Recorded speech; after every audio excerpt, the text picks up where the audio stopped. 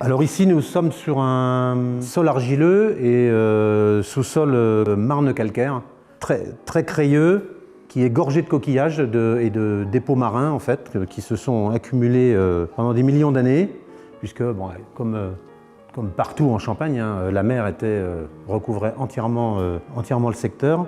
Et donc là, on voit des traces. Là, ici, c'est un morceau de marne calcaire avec dedans des fossiles de coquillages.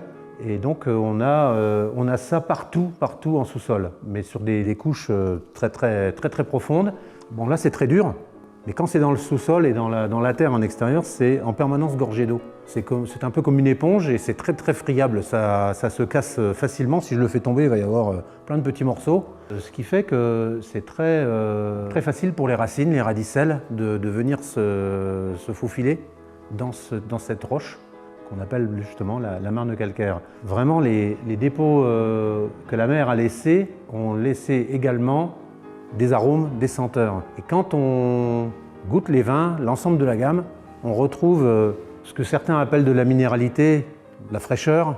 Mais si on cherche bien et plus on va se diriger vers les cuvées les plus abouties de la gamme, on va voir que cette minéralité-là, en fait, c'est plutôt de la salinité.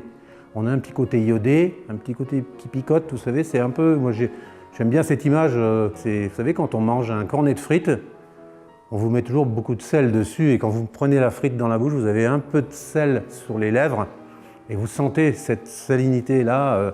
C'est exactement ça, quand vous prenez une gorgée de champagne et que vous commencez à le poser sur les lèvres, vous avez tout de suite cette sensation qui nous vient direct du sous-sol.